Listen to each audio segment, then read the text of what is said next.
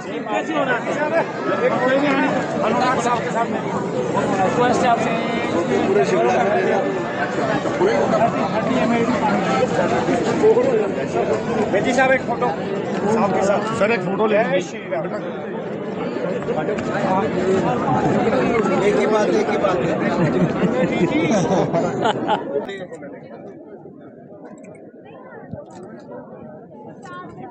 करण इधर आ यार, वहाँ कहाँ फोटो आई? बेटी साहब आ गई। करण भाई जाओ जाओ।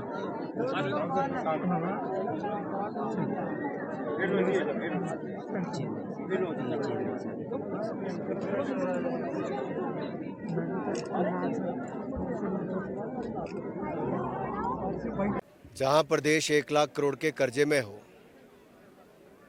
विकास के लिए पैसा ना हो, तनख्वाह मिलने में देरी होती हो, वहां 2000 करोड़ रुपया कम लगे। 500 करोड़ रुपया 2 बार बगैर ब्याज के मिला, वो भी कम लगा क्या?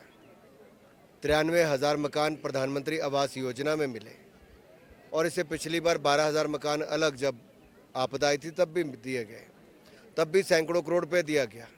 राज्य से वो पैसा खर्च भी पूरा नहीं हुआ और उस पैसे का एक हिस्सा वापस चला गया। नरेंद्र मोदी जी की सरकार में हिमाचल के लिए सदा बढ़ चढ़कर सहयोग किया है, पैसा दिया है, और अब भी कोई कमी नहीं है। राज्य की सरकार का मन छोटा है कि आवास योजना के मकान अगर मोदी जी देते हैं तब भी उनका नाम लेने के लिए तैयार नहीं। प्रधानमंत्री ग्रामीण सड़क योजना में 2700 करोड़ की सड़कें देते हैं तब सांसद का नाम लगा के राजी नहीं।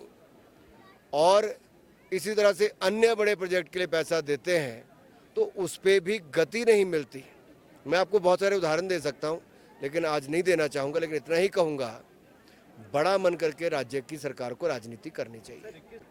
प्रधानमंत्री मोदी की एक बहुत बड़ी सौगात दुनिया भर के लिए है कि दुनिया भर के लोग स्वस्थ रहें, निरोग रहें और योग करते रहें। ये भारत का एक बहुत बड़ा योगदान दुनिया भर के लिए है, और ये देन किसी की है तो प्रधानमंत्री नरेंद्र मोदी की है।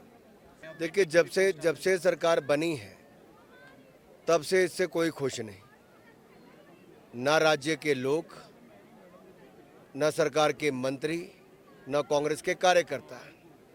1-1.5 साल में जिस सरकार में उठक पटक शुरू हो जाए, 9 विधायक इस्तीफा देके चले जाएं, सिटिंग मंत्री भ्रष्टाचार के गंभीर आरोप लगाएं और ये बताएं कि सरकार पे किसी का कंट्रोल नहीं, तो इससे बड़ा दुर्भाग्य क्या होगा? और जहां तक वन नेशन वन इलेक्शन की बात आपने माननीय पीपी चौधरी जी जो हमारे जेपीसी के चेयरमैन हैं, देखिए बड़ा मन करके इन्होंने इस कमेटी का आयोजन किया है। किसी की बात सुनते हैं, हर तरह का पक्ष सामने आने देते हैं। आज बहुत सारी बड़ी बात एक हिमाचल प्रदेश में जो हुई, हिमाचल प्रदेश इकलौता राज्य ऐसा है जिसने 8 अप्रैल 2010 को इसी विधान वन नेशन वन इलेक्शन पे चर्चा की।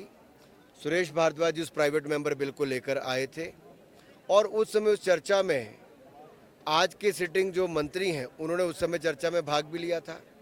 आज के मुख्यमंत्री स्पीकर उस समय उस सदन के सदस्य भी थे। पूर्व मुख्यमंत्री प्रेम कुमार धूमल जी उस समय मुख्यमंत्री थे, उन्होंने चर्चा में भाग भी लिया।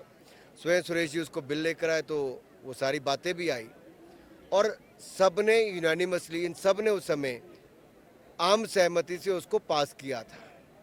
तो कहीं ना कहीं सबके मन में तो है कि एक चुनाव हो जाए तो जनता का पैसा भी बचेगा, समय बचेगा, निर्णय जल्दी होंगे। आज थानों में से 84% से ज़्यादा लोग, पुलिस कर्मचारी, चुनाव के समय चुनावी ड्यूटी पे जाते हैं, तो जनता के काम कौन करेगा भाई? टीचर्स हजारों की तादाद में इलेक्शन ड्यूटी पे होते हैं तो बच्चों को पढ़ाएगा कौन? 50-50, 60-60 दिन आप कोई निर्णय नहीं ले सकते तो प्रदेश में निवेश कहाँ से आएगा और प्रदेश के निर्णय कब से होंगे? ये हर राज्य की स्थिति है। इसीलिए जेपीसी का मानना क्या है, चेयरमैन पीपी चौधरी जी ने कहा है कि ये जो हम बिल लाए हैं, सरकार लाई है, इसमें अगर और भी कोई संशोधन करके इसको और बेहतर बनाया जा सकता है तो हम खुले मन के साथ इस पर विचार कर रहे हैं। मैं बहुत सारी कमेटीज़ में रहा हूँ, लेकिन जिस तरह से चेयरमैन महोदय ने बड़ा हृदय करके सबकी बात कहना, खुले मन से सुनना, पक्ष विपक्ष हर तरह की बातें आती हैं, लेकिन सबकी बातों को नोट किया जा रहा है और निर्णय भी होंगे। देखिए, आपने बहुत महत्वपूर्ण विषय उठाया, क्योंकि मेन स्ट्रीम मीडिया वो है, जैसे आप किसी ने प्रिंट में लिखा, किसी ने इलेक्ट्रॉनिक मीडिया में दिखाया, लेकिन आज एक डिजिटल मीडिया का भी अपना प्रभाव है। और एआई के आने के बाद क्या सच है क्या झूठ है, इसका कोई पता ही नहीं चल पा रहा। तो जो फर्स्ट हैंड इंफॉर्मेशन है वो जाकर जो सांसदों ने दी और बताया कि भारत ने 15 दिन तक इंतज़ार किया कि Pakistan the resistance front organisation पर कार्रवाई करेगा, जो लश्कर तैयबा का फ्रंट है, जिसने पहलगाम अटैक किया था, और वो पाकिस्तान की भूमि से चलता है। लेकिन जब पाकिस्तान ने कुछ नहीं किया, तब जाके भारत ने 9 आतंकवादी ठिकानों पर प्रहार किया, बम विस्फोट किए, मिसाइल अटैक किए और वहाँ पर सैकड़ों आतंकवादियों को मारने का काम किया। हमने वहीं तक रोक की। हमने पाकिस्तान को अटैक करने के बाद बताया कि हमने केवल आतंकवादी ठिकानों को ही चिन्हित करके अटैक किया है, लेकिन पाकिस्तान की फौज ने भारत के निर्दोष लोगों पर एक बार फिर अटैक किया और हमारे 26 लोगों की फिर जाने गई जम्मू कश्मीर के क्षेत्र में। और भारत को फिर मजबूरन पाकिस्तान के डिफेंस इक्विपमेंट पर, स्ट्रैटेजिक लोकेशंस पर और एयरबेस पर स्ट्राइक करनी पड़ी।